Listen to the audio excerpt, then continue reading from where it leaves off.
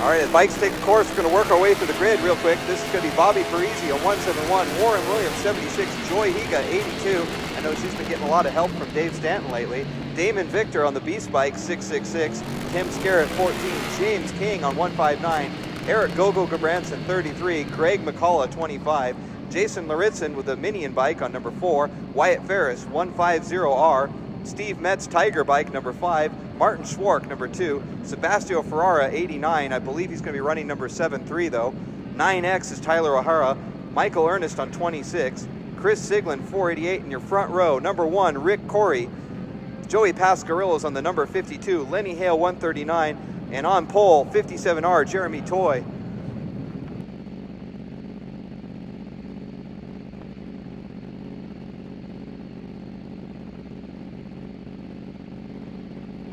Ready for the action. 2 board is up. We got some holes in the grid. That's where Tyler O'Hara and Sebastio Ferrara should be. 1 board. On inside, revs come up. Green flag over racing. Hole shot's going to be from the number 1 position. That's Jeremy Toy. Lenny Hale right with him, but on the outside, Ricky Corey sweeps around all of them, heading on up the hill. We got a great start to this race here. As they go over to what I call the dark side of the moon, this is where the ceiling prevents us from seeing anything. And now Jake Hill with Ricky Corey up front. I know Siglin does real well following him. In some of the races he's chosen to follow him, other ones he's got in front. Is his strategy going to be to try to just get in front and break away, or is he going to try to just ease into it and just sort of ride behind him for a little? Well, really with him, with Siggy coming off the second row like that, number 1 thing is not let the leaders get away. He's going to have to get through a couple guys to get up to Ricky in the beginning, but I think all the guys, looking at the list, Jeremy Toy, definitely had everybody in qualifying by half a second, so everybody's going to be, he's the man to shoot for right now. Up on the front, that is Ricky Corey, Jeremy Toy, and Lenny Hale. There's no real margin between any of the riders up front. We've got a freight train of about 7 or 8 bikes, a Technicolor train coming through turn number 8, 8A. These guys are going to put on the show they wanted. We got some wide lines up front there. Ricky Corey a little wide on 8. I'm not sure if that's going to cost him drive down the hill. It doesn't look like it did. But here's where you see people deep on the brakes. Joey Pascarello, the man on the move, all the way up into 4th place on the 600. He's behind Lenny Hale. Look at Michael Ernest working his way through. What happened there? It looks like we got a bike with a bit of a mechanical problem. Maybe a little bit of contact there, but as we come into turn number 11, no change through. They're being clean and nice for now, but that's not going to last. Past the start-finish line, Ricky Corey, Jeremy Toy, Lenny Hale, Joey Pascarilla, Chris Siglin, Martin Schwark, Michael Ernest in that order. Well, Jake, this is delivering what we wanted right from the beginning. Chris Siglin's actually back at about 5th place now. I know he's calm and collected. He's going to be able to get around that. But what do you think about Joey Pascarilla on that first lap? Yeah, Joey, great braking move into the chicane to gain position, and Michael Ernest actually got on the gas pretty hard coming out of the chicane and jumped himself up out of the seat, and that allowed the seat to get up 1 spot. So these guys, they're riding hard right from the get-go first lap, and everybody's dropping the hammer, and this FP race is going to be exciting. I think this pack hopefully stays tight. This is some great racing as they come through the carousel. And as they come out of the carousel, we got a 4-bike breakaway now, and that's got to be Ricky Corey, Lenny Hale, Jeremy Toy, and Joey Pascarella. You got 1 more bike hanging on there, and that's probably going to be Chris Siglin. He's had to do a little bit of makeup work here. He did not get the start that he was wanting. We got reports of a rider down somewhere. We're going to try to figure out who that is and where.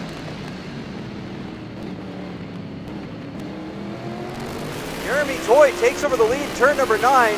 Toy, Corey, Hale, Pascarella, and Siglin. Then Martin Schwark, and I believe Michael Ernest still up in there too.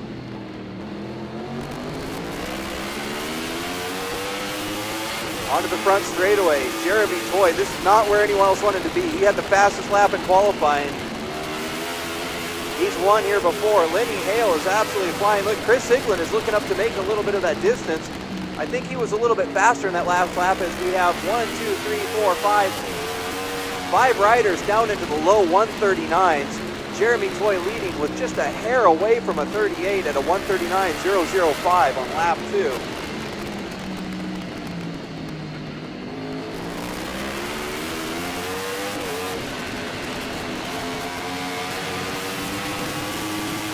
again as they're in the dark side. I don't really see what's happening right now, but as they come out in turn number 6, I believe it's still going to be that 4, maybe 5 bike train. Chris Siglin had made up the distance. Jeremy Toy building up a little bit of a gap there. Chris Siglin hanging on as Ricky Corey is having to fight off Lenny Hale now. Lenny Hale looking to make a move in turn number 7. And judging by the color of bike, it looks like Ricky Corey is no longer in front. Now he still has second, but he's got a wide line in that part of it. Now, Jake, I'm looking at Ricky Corey's line. Now, obviously it's working for him, but it looks like he's putting in a little bit different real estate there in turn 8. Are you seeing the same thing? Yeah, right now we're seeing Joey Pascarella just go up the inside in the chicane into 3rd place, you know. Great job by Joey riding that 600, that R6. It's a tough thing to do to run around big bikes when you're on a 600. And there he goes into 2nd place right under Ricky into turn 11. Great pass by Joey Pascarella. Yeah, Joey, but look at that. He just gets motored on that front straightaway. Ricky Corey just shoots by him like he's on 100, on 1,000, and Joey's on a 600. Probably because that's exactly what's happening. Michael Ernest still all over the back of Martin Schwartz. Look at the action in turn 1. We have what we call alternative lines out there. They're getting through cleanly, but just barely. We got a lot on the line for this one here. If Jeremy Toy is able to take a win today, this will be a different leader in each race of the season. All the AMA guys are coming out and taking our trophies. Jeremy Toy, that last lap, fastest lap of the race so far at a 1:38.8. He's the first rider to be in the 38. So, you know, if he's definitely stretching it out right now. If anybody's going to have a shot at this win and beat Jeremy Toy, they're going to have to get going right now and close that gap. A little further back, Michael Ernest is all over the back of Martin Schwartz heading into turn number 7. Michael Ernest, of course, has been doing this forever. I think he started racing in the late 80s. Used the same leathers for about 10, 12 years there. Over the top of the hill, Joey Pascarella on the brakes on Ricky Corey. He's got the inside line. Corey doesn't want to give it up, but he's got no choice. Joey Pascarella just put a bike exactly where Corey wanted to be. Jeremy Toy up front. Jeremy's got to be loving this right now. The battle behind him is probably slowing them up a little, and it's allowing him to break away. When you were leading races, were your pit boards really tell you the action that's going behind you, or it just let you know that it's a different rider in a different position? Yeah, you know, for us, our pit boards usually tell us the gap to the rider behind us, and you know, right now Jeremy's just flicking his laps off. You know, that last lap there was a 39.0, so it was within 0.2 of his previous lap. So, you know, right now he's just focused on making clean, consistent laps because he knows right now that he's got a little gap. And right there, when we were talking there, Michael Ernest managed to get by Martin Schwartz, so he's gone up a position too. Michael Ernest really has this track figured out. He's actually turning a little bit faster time than Martin Schwartz. But look at that, the top 5 riders are still all running 139s. With Joey Pascarella, of course, being on a 600, we're definitely seeing that power deficiency on some of these straightaways. A lot of people say that Sears Point is just a tight technical track, but I think there's some big horsepower sections, especially coming out of 6 to turn 7. You really got to get on the gas and get things moving, and that's exactly what we're seeing up front. Jeremy Toy just handling it up there. But Joey Pascarella may be a touch faster. Joey seems to be like he's starting to catch up a little bit. Behind him, that's Ricky Corey and Lenny Hale. Chris Siglin still hanging on to the group up front. But Jake, does it look like Joey Pascarella could kind of stir things up a little bit real soon?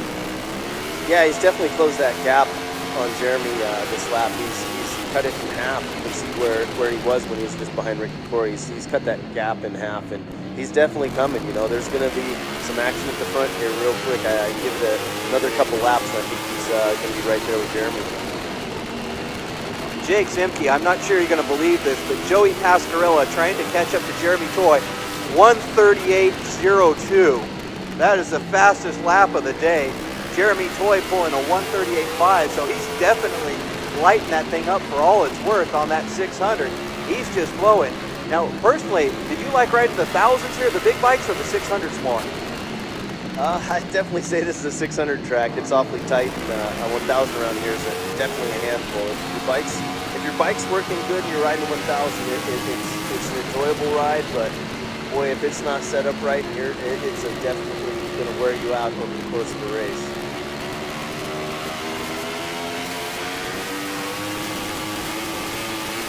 As he's coming around the top of the hill, that is Jeremy Toy.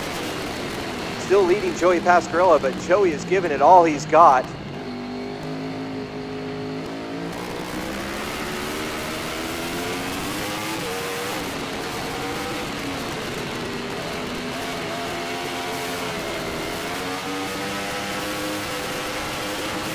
Over into turn number 9, Joey Pascarella. You just look at how much he wants it. He's going in so deep, yet he looks so smooth and fast getting through that corner there.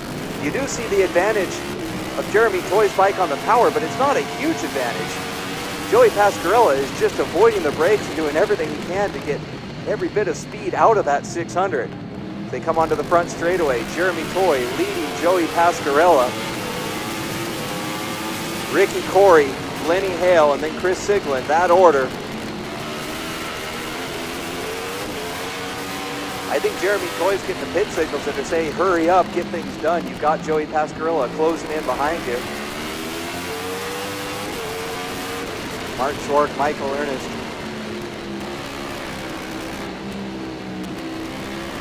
It looks like Jason Laritson and Wyatt Ferris are having a bit of a contest there too, just a little bit further back. The action up front is still pretty intense. And Jeremy Toy could have his hands full of Joey Pascarella if he maybe makes a small mistake. But as we've seen here before, Jeremy Toy is nothing if not determined. It's one thing to get in front of him, but it's a whole nother thing to stay in front of him. Onto that front straightaway. My eyeballs say Joey Pascarella is still catching up to Jeremy Toy. Are you seeing the same thing there, Jake? Yeah, you know, Joey, when he ran that 38 flat, he was hauling, but the next lap was a 38.6, so he backed up about a half second to his fastest lap. And, you know, the last time around, Jeremy was able to gain 2/10 back of that gap with the closer, but it definitely appears visually that Joey's still on the move and he's closing that gap on this lap there. I think, you know, hopefully Joey gets up there in the next couple laps because we'd love to see a little shootout to the finish. You know, my eye has seen Ricky Corey starting to wick it up a little too. I'm seeing the rear wheel in the air as he's going into turn number 9. He's absolutely trying to do everything he can to get up in front. He wants more points. So I wouldn't be surprised. Ricky Corey sometimes just kind of lays back a little, then lets it go faster at the end. That may be what we're seeing today, as Ricky Corey seems to be getting faster and faster. I don't know if it's not yet, because he only looks like he's about a 1/10 of a second faster than Joey Pascarella on that last lap. Lenny Hale still in a solid 4th. Coming into turn 9, we have a little bit more racing back there. I think that may be Jason Laritson and Wyatt Harris.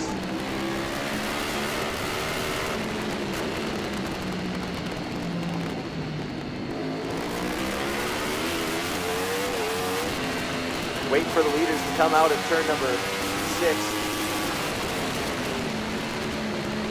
As we're 7 laps in, that means there's 2 to go. Right now, I kind of think it's Jeremy Toy's race to lose. He's got enough of the gap to be comfortable. Joey Pascarella there in 2nd. Ricky Corey's got a bit of real estate to make up, and then Lenny Hale back there as well. Chris Siglin. I'm not really seeing much of a change happening now. They're sure going to try, though. And there's no point. Is anybody going to give up the race for a lead, not for 2nd place? So they're still stirring it up. Over the top of the hill, nice wheelie out of Jeremy Toy to ride that big Kawasaki in turn number 9. Joey Pascarella still deep on the brake, but Ricky Corey, he's deep on the brakes too. Ricky's only happy when he gets first place, so he's happy a lot of the time. Lenny Hale coming through turn number 10, Chris Siglin through now. Onto the front straightaway, Jeremy Toy. White flag out, this is your final lap. Jeremy Toy, Joey Pascarella, Ricky Corey, Lenny Hale, and Chris Siglin in that order.